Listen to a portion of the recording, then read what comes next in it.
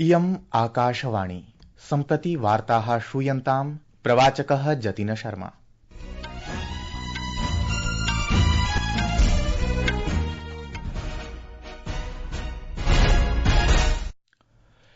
आदौ मुख्य वार्ताः।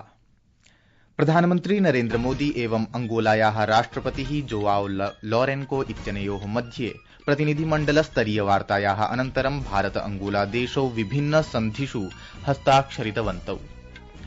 प्रधानमन्त्रिणा मोदिना प्रोक्तं यत् भारतदेशः आतंकवादिनां तेषां समर्थकानां च प्रतिकारार्थं प्रतिबद्धोऽस्ति। पहलगाम आतंक्याक्रमणम् आलक्ष्य भारतेन पाकिस्तान देशात् आयातोपरि तत्कालप्रभावेण प्रतिबन्धः संस्थापितः। मुम्बय्यां वेव्स शिखर सम्मेलनावधौ 7 वैश्विक संस्थाभिः भारतीय रचनात्मक प्रौद्योगिकी संस्थानेन सह विविध सन्धिषु हस्ताक्षरितम्। अपि च आईपीएल इत्येतस्यां क्रिकेट स्पर्धा मालिकायाम् अद्य बेंगलुरू नगरस्य एम चिन्नास्वामी क्रीडाङ्गणे रॉयल चैलेंजर्स बेंगलुरू दलं चेन्नई सुपर किंग्स दलेन समं क्रीडिष्यति।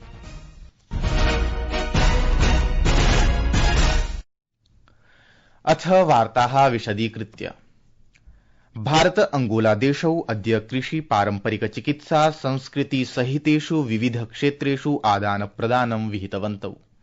प्रधानमन्त्री नरेन्द्र मोदी एवं अंगोलायाः राष्ट्रपतिः जोआओ मैनुअल गोंकाल्वेस लॉरेन्को इत्यनयोः मध्ये नवदिल्ल्यां प्रतिनिधिमण्डलस्तरीय वार्तायाः एतायाः सन्धयः समभवन्। वार्ताहरैः सह संवादक्रमे प्रधानमन्त्रिणा प्रोक्तं यत् भारतदेशः आतंकवादिनां तेषां समर्थकानां च प्रतिकारार्थं प्रतिबद्धोऽस्ति। पहलगाम में हुए आतंकी हमले में मारे गए लोगों के प्रति राष्ट्रपति लॉरेंसो और अंगोला की संवेदनाओं के लिए मैं उनका आभार व्यक्त किया। We are committed to take firm and decisive action against terrorist and those who support them. We thank Angola for their support in our fight against cross border terrorism. प्रधानमन्त्रिणा अवसरेऽस्मिन् अंगोला देशस्य सेनायाः आधुनिकीकरणार्थं $200 मिलियन मितात्मिकायै रक्षा ऋण सहायतायै अपि सहमतिः प्रकटिता। पिछले महीने भारत और Africa के बीच पहली नेवल मैरीटाइम एक्सरसाइज एक्यूम की गई। पिछले 10 वर्षों में हमने अफ्रीका में 17 नई एम्बेसीज खोली है। $12 बिलियन से अधिक की क्रेडिट लाइन्स अफ्रीका के लिए आवंटित की गई। साथ ही अफ्रीका के देशों को $700 मिलियन की ग्रांट सहायता दी गई है। श्रीमोदिना प्रोदीरितं यत् भारत अंगोला देशौ वर्षेऽस्मिन् स्वकीय राजनयिक सम्बन्धानां 40तमां वर्षपूर्तिं समाचरतः। तेन अफ्रीकी संघस्य अध्यक्षतायै अंगोला देशाय स्वकीयाः शुभकामनाः प्रकल्पिताः। तेनोक्तं यत् भारतदेशाय अयं गर्वस्य विषयः यत् भारतस्य G20 अध्यक्षतायामेव अफ्रीकी संघेन G20 स्थायि सदस्यता सम्प्राप्ता। प्रधानमन्त्रिणा सबलं प्रोदीरितं यत् भारत अफ्रीकी संघौ प्रगत्यां सहभागिनौ वर्तेते। सहैव वैश्विक दक्षिणस्य कीर्तिस्तम्भावपि स्तः। अंगोलायाः राष्ट्रपतिः ह्यः 3 दिवसीय राजकीय भारतयात्रायै नवदिल्लीं सम्प्राप्तवान्। तेन सह उच्चस्तरीय प्रतिनिधिमण्डलमपि समागतः, यस्मिन् नैके मन्त्रिणः, वरिष्ठाधिकारिणः, व्यापारिणः, वार्ताहराश्च सम्मिलिताः सन्ति। राष्ट्रपति लॉरेन्को इत्येतस्य अद्य प्रातः राष्ट्रिय राजधान्यां राष्ट्रपति भवनस्य प्राङ्गणे औपचारिकं स्वागतं समभवत्।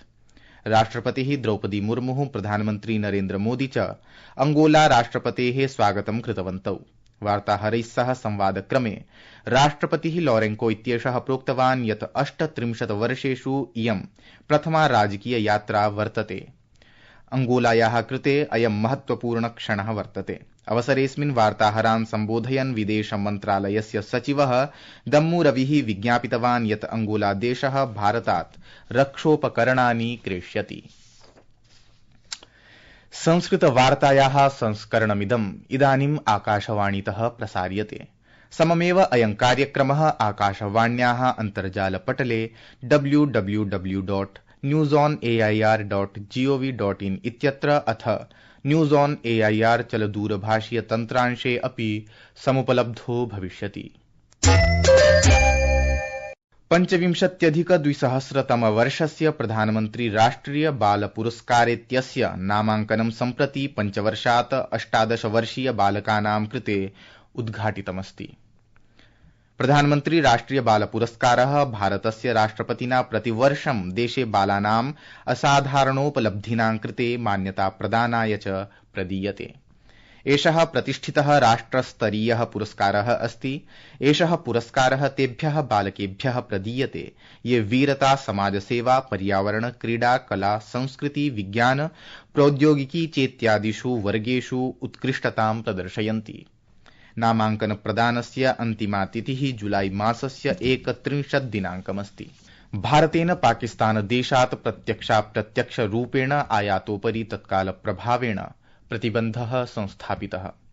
विदेश व्यापार महानिदेशालयेन एकस्याम् अधिसूचनायां प्रोक्तं यत् पाकिस्तान देशात् आयात निर्यातानां प्रत्यक्षाप्रत्यक्ष वस्तूनां नयनानयने तत्कालप्रभावेण प्रतिबन्धः संस्थापयिष्यते। एतस्मिन्नुक्तं यत् एषः प्रतिबन्धः राष्ट्रिय सुरक्षां, सार्वजनिक नीतिं च समुद्दिश्य संस्थापितः।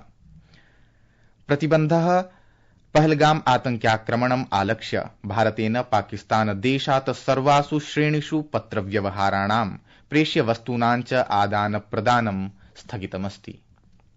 सूचना प्रसारण मन्त्री अश्विनी वैष्णवः उक्तवान् यत् भारतं सञ्चार मनोरञ्जन क्षेत्रे वैश्विक नेतृत्वं कर्तुं शक्नोति। सः अवदत् यत् नैकाः वैश्विक संस्थाः अस्मिन् विषये भारतेन सह कार्यं कर्तुमिच्छन्ति। अद्य मुम्बई नगरे वेव्स शिखर सम्मेलनावधौ गूगल, मेटा, माइक्रोसॉफ्ट इत्यादयः 7 वैश्विक संस्थाः भारतीय क्रिएटिव टेक्नोलॉजी IICT इत्यनेन सह सन्धिपत्रे हस्ताक्षरं कृतवत्यः। 400 कोटिरूप्यकाणां वित्तपोषणेन मुम्बई नगरे IICT स्थापिता भविष्यति। अस्मिन्नवसरे प्रवदन् श्री वैष्णवः अवदत् यत् आगामिषु दिवसेषु IICT, IIT, IIM एतादृशाः संस्थाः अपूर्वादर्शं स्थापयिष्यन्ति। गोवायाम् अद्य बिचोलिं नगरस्य शिरगांव ग्रामे श्री लेराई जात्रा महोत्सवे जनसङ्घस्य अनियन्त्रितत्वात् 6 जनाः मृत्युमुपगताः। 80तोऽप्यधिकाः जनाः च व्रणिताः समभवन्।